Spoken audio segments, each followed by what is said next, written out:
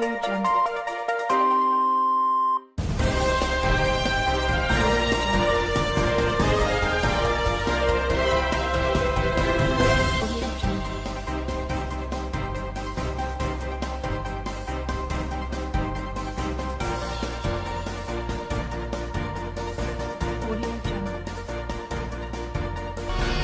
is no ministry in Nigeria.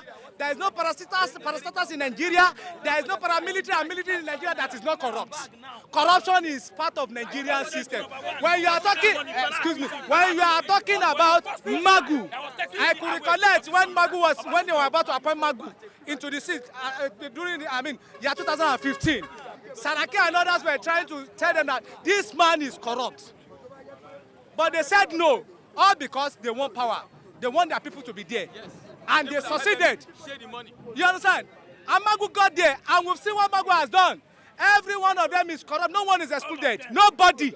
It's old wine in a new bottle. Old wine in a new bottle. If you are talking about APC, PDP, the whole system is corrupt in Nigeria. No more. No ministry. So what we need to do is that if the Nigerians can come together and reason as one, and let's have a restructure, let's decentralize our federal system, let's decentralize, and then peace will reign. Concerning this country can never be good, because from the federal government to the state to the local government, everywhere is corrupt in this country. Because they need to make amend to it. Now, the only thing he can do is to bring a youth to be a president of this country, because it is the youth who can lead this country. It is the youth who can bring the goals of this country. It is the youth who can bring the future of this country. If you see it now, the president himself, the current president himself, look at when this issue of COVID-19 just started. Everywhere we're panicking. Now the COVID-19 figure has raised to a higher level. But everywhere, everything is going on normally. Now the next thing we are hearing is all about Magu here, Magu that. Even the president himself knows that Magu does not merit that position he is.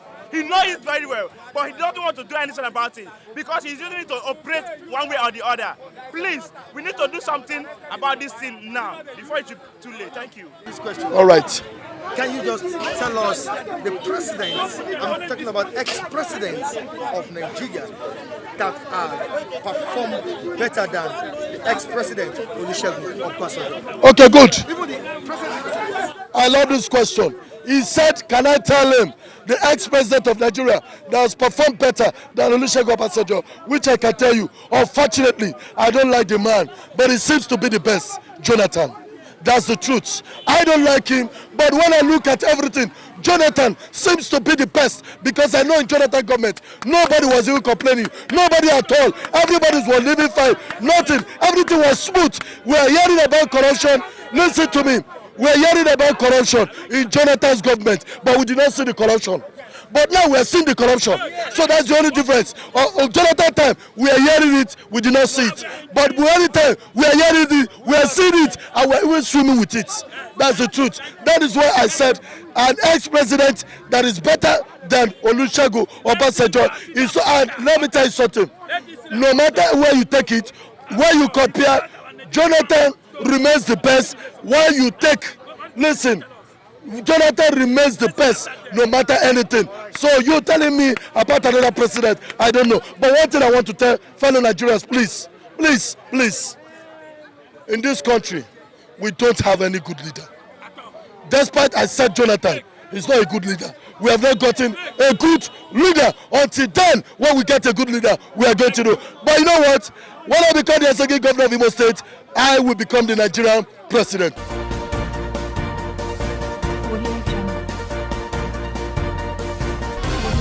Now, Grandma just said something, and we saw Lucky screaming behind the camera, shouting that Obasanjo's regime was the worst.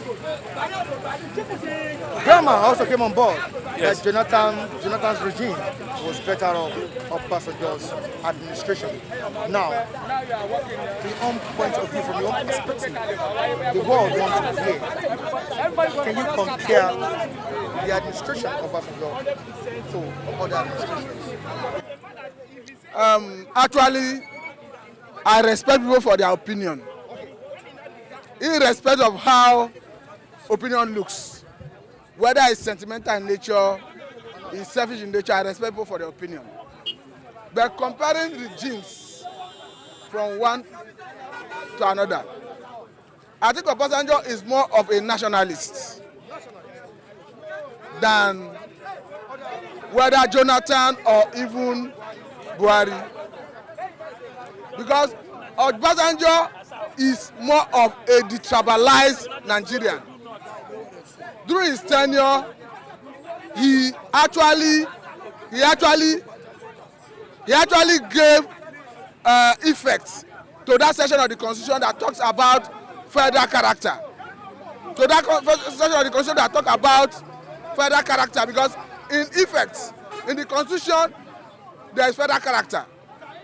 And the essence of that is to make sure that when you give out positions, it will reflect geographical spread.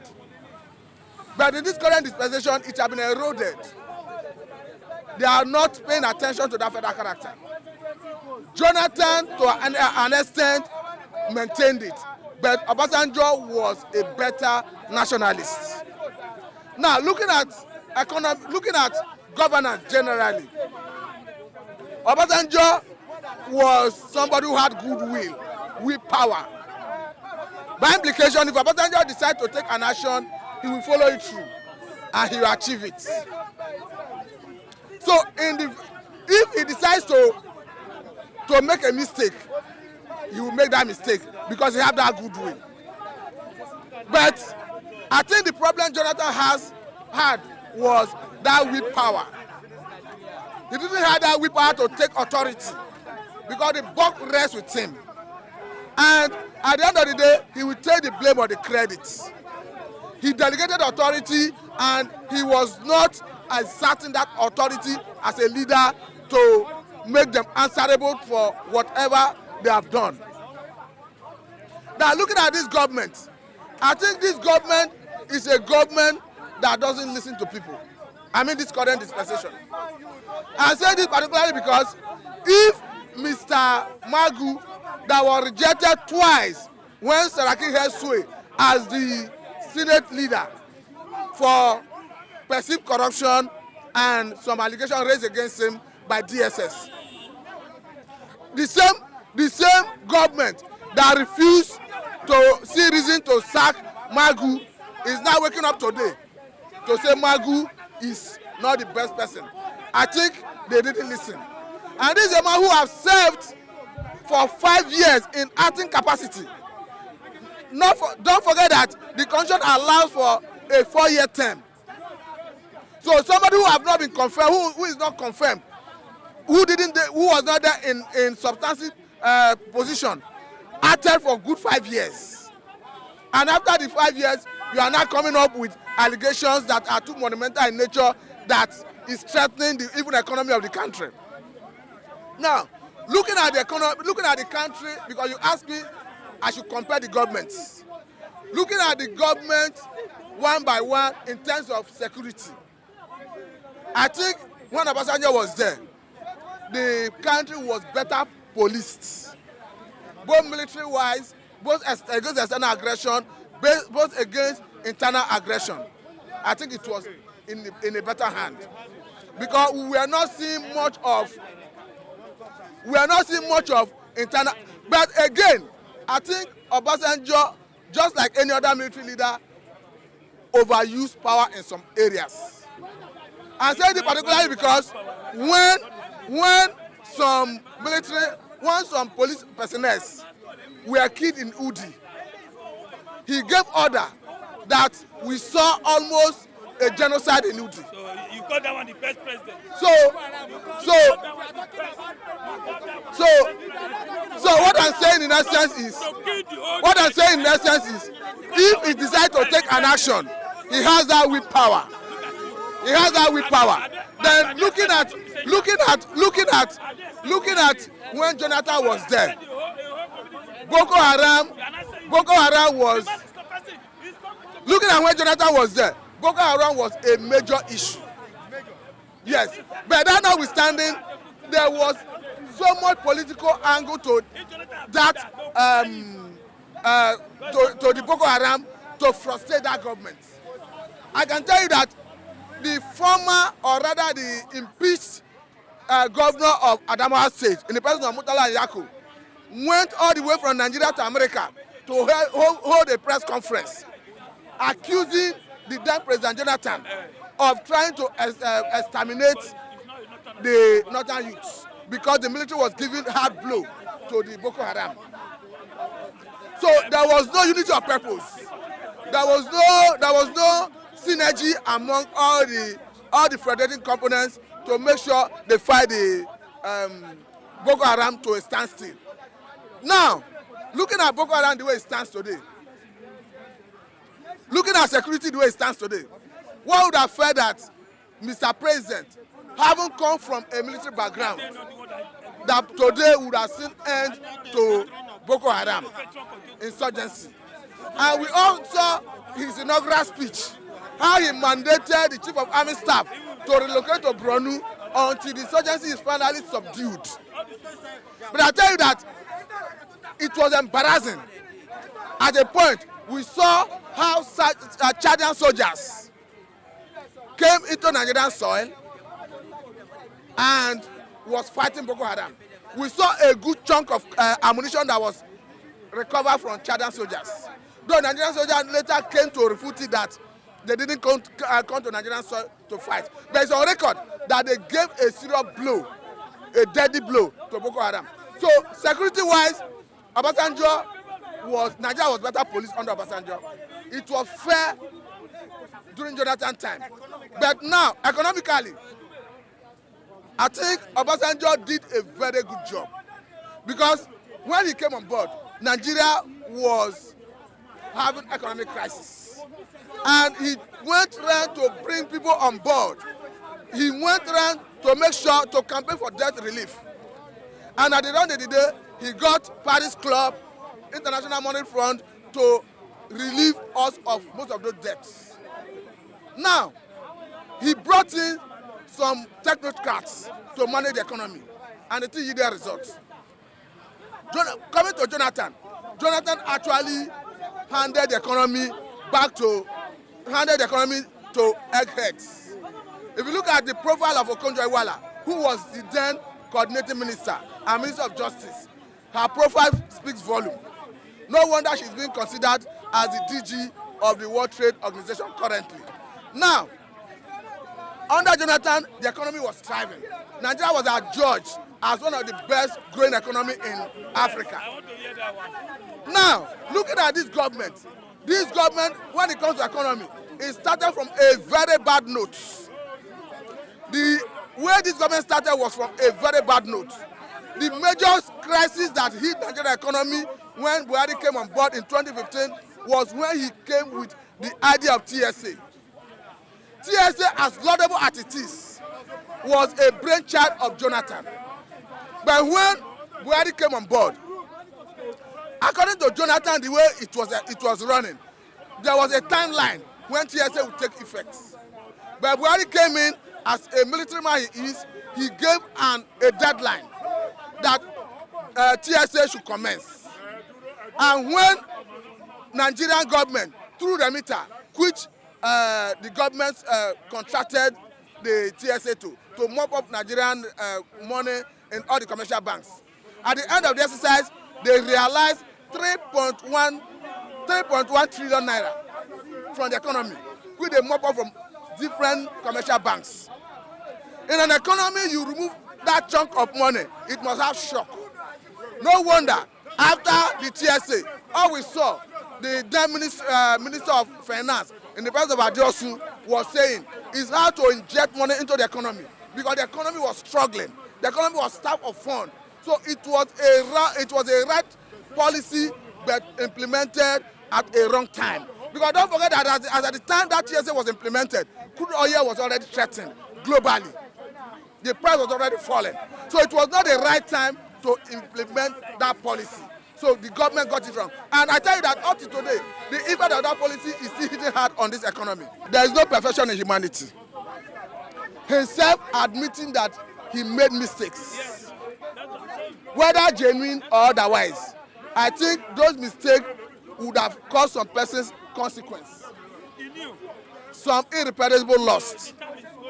So to that extent, if he admits that he made mistakes and that they were genuine, I may not dispute with him that the mistakes were not genuine, but I think he owes Nigerians apology.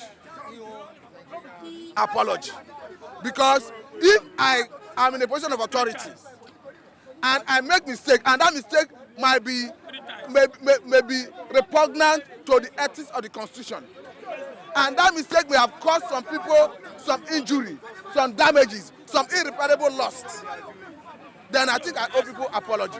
Now, we are, by our standard, if you apologize, we accept it. But I think he owes us apology, having accepted that he made mistake.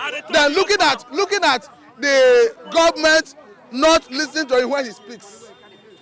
You see, I think I will excuse him for that.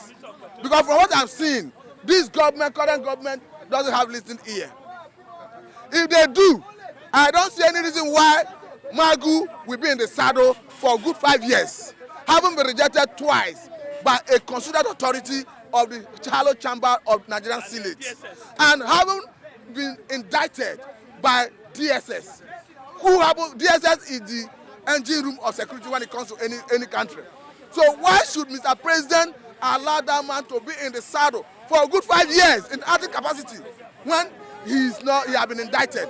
You cannot allege corruption until you have proof. Does the presidency trust him himself? Pardon? Does the presidency trust the chief of the DSS? Even whether he trusts the chief of the DSS or not, the issue is this: if he who alleges must prove. And let me remind you one thing. Previously, when under the former DG of Nigeria DSS, there was a scenario where a former DG of DSS, the person of Ekpeyong, EFCC wanted to search his residence, and DSS personnel attached to his house blocked it. Even when DSS intensified effort to search his residence, they have to mobilize from their headquarters, and they got more personnel to truncate that investigation. So I think what is happening in Nigeria is power play among the security agencies, because if you subject each and every Nigerian security agency to unbiased scrutiny, I tell you that most of them will be found wanting. That is the truth.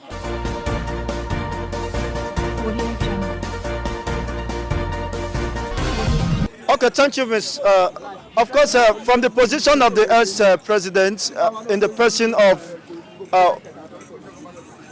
Olusegun Obasanjo, coming to admit this fact that the mistake he made while he was in governance was a genuine mistake. Well, of course, he may have his position to defend, but I have my own position to also defend. You see, this man, where we are today as a people, as a country, he contributed to the, of course, he can be absolved. The complicity of our situation, he was one of the architects of the failure of the Nigerian state. Of course, just take a look from 1999 when he assumed the position of a presidency. Of course, this man had every opportunity to rewrite history. He has every opportunity to put systems in place. He has every opportunity to rejig our electoral system. He spent 8 years as an executive president of Nigeria, elected president.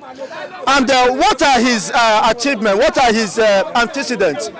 He went about, stepping on the supposed enemy's toe. He went about, this man is a man who never regarded the rule of law. Look at, he was one of the masterminds of rigging policy in our electoral system in Nigeria. He, of course, will impose people. He never engendered freedom of expression. Of course, freedom of choice, who becomes the governor, who becomes the next president. He's a man justifying his failure, is a man justifying his inability, is a man justifying his greed and pride. He became the president of Nigeria, and also man become the minister of petroleum. And in his tenure, Nigeria, of course, could not boast of one refinery, functional refinery. In his tenure, power generation was in comatose.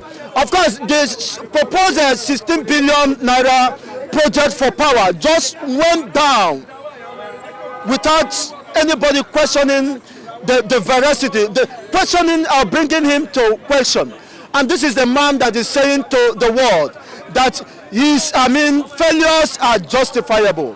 He was given every opportunity to rewrite history, and this is the man who is calling on restructuring of Nigeria. While he was a sitting president, he has the opportunity to have reduced the structured Nigeria to decentralized power, because he has the absolute power, and of course he embarked on so many atrocities, which of course today, if Nigeria is a sense society, he should be called to question. He should be accountable to so many atrocities. Of course, even state-sponsored assassination was rampant during his tenure as an administration and the president of Nigerian state. Of course, he went further to pick somebody who will succeed him, and the person he, of course, has chosen has brought us more pain than ever. He never allowed people to choose, and of course, he has lost relevance in Nigerian politics. Though, be that as it may, I may not totally dismiss his opinion. Why? Because, of course, he has done his mistakes, and we cannot ignore the clamoring he was making this moment to restructure Nigeria. Why? Because though he could not do that during his time, but we should not dismiss him totally. Nigeria needs to be restructured at this moment.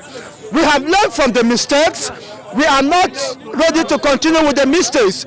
So he haven't learned from the mistake. I think the right direction is to call a national sovereign conference where issues of our collective existence will be readdressed, revalidated, in order to move this country forward. Otherwise, we are heading to the cliff, and of course, the center could no longer hold. Look at the level of atrocity and embezzlement that is ongoing. Successive government keep on looting Nigeria to the point of destruction. It's quite unfortunate that we found ourselves in this situation. The respected gentleman, Mr. Ex-President, you should apologize to Nigerians rather than defending your position or the mistake you have made, which has no justification. It's quite unfortunate that it should come from a man who we should look up to as an elder statesman. Thank you. See, let me tell you, OBASANJO, I don't like some old man coming to tell us, I call it jargon. Because when he was there, this is 3 times we didn't see that. When it was the PDP, at the end, he ganged up President Jonathan, went back to APC and brought Buhari, a sleeping man. So now he's not coming on to tell us today that they made a mistake. He made a mistake. When he was lucky, somebody they brought from the prison to come and save this country. At the end, he down to the cabal. Today he's coming out. No letter. Not letter. I want to hear this for national press conference. Lot of us just come out and tell the whole world. Make press conference. Tell the whole world that they made a mistake. He is number one mistake person. Number one. I could remember when I was in Golden Gate as a PRO, when they brought OBASANJO, when Abiola died, they brought it to come because the president, Danjuma, was there. About 3 of them. They were inside one room and making say he's going to be the next president. He agreed. He came with Land Rover with his driver. I saw them. But today, instead of changing the country to be better, you were there in the military. You didn't do that. Talk time. Now you're not coming out to tell us that there's a mistake. Let me tell you, the only way this country can be better, if Obasanjo can come out, all the old men have ruled this country, let state manage their resources. That is when Nigeria will be better. All this writing, all this thing today, if we call Obasanjo to become president, he will still come out. Let the youth, let Obasanjo fight for the youth. Let Buhari fight for the youth. Let Jonathan fight for the youth to take over this country. Not just old men. Otherwise, with this writing, Obasanjo is still supporting somebody. One of the old men to become the president. You understand me? Because Buhari disappointed him. That's why he's coming out to say that they made a mistake. All of them made a mistake. All of them should pack their load and go home. Take care of what you have. With genuine what? Genuine Ota road. Ota to his house. Genuine, not making it that poverty. Genuine, Obasanjo was having low farm. Genuine, he has a larger farm everywhere in Africa. Why is he telling genuine? My brother, let it come out in national TV, tell the whole world. All of us, PDP, APC, leader made a mistake. He made a mistake for supporting Buhari to come in. Today we are in poverty, highest poverty. In Magu, I blame Buhari for Magu failure. Why I blame Buhari? When 2015, when they 3 times they want to confirm him, when they allege him that he's corrupt by SSS, an agency to Buhari, SSS, who normally checkmate all the agency. Buhari refused and kept it there. Today, Magu is beating. Automatically, Buhari is corrupt, Magu is corrupt, all the APC is corrupt.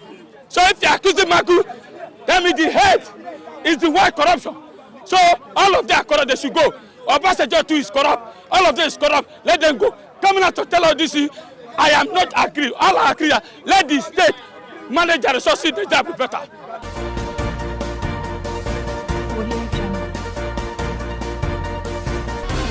And on this note, I say goodbye to you on today's edition of Bystanders at Newsstands on Flip TV. Of course, we've had a lot of views from our reviewers. Kudos to you all. Very good points from some of our reviewers at the Newsstand. I appreciate you all. Even viewers across the globe, you people are doing great. Thanks for always keeping in touch with us on this program. Michael Adekunle still remains my name. Of course, the main man behind the camera, Femi and Festus Oluwabukumi. Till I join you on the same station. Bye. In 1972, Alade Market was built. A prestigious market to meet varieties of clothing and household items. 34 years later, it was very necessary to rebuild this market. By 2016, the market was demolished. A temporary site was built for the construction of a new Alade shopping complex. Today, we announce the commencement of the construction of the new Alade shopping complex situated on the same Allen Avenue, Ikeja. It's an 8-block of 42 shops, a total of 336 shops, in a conducive environment, enough car park, and all services attended. The sizes of the shops are from 12 square meters to 60 square meters, located at the corner piece of Allen Avenue Junction. The ground shop rent goes for 75,000 naira per square meter, while the first floor rent goes for 50,000 naira per square meter. Early subscribers enjoy a 30% discount under the fixed rental income investment, while later subscribers enjoy an instrumental payment payable within 12 months. This development is a public-private partnership between Ikeja local government and Master Reality International Concept Limited. For more information, please call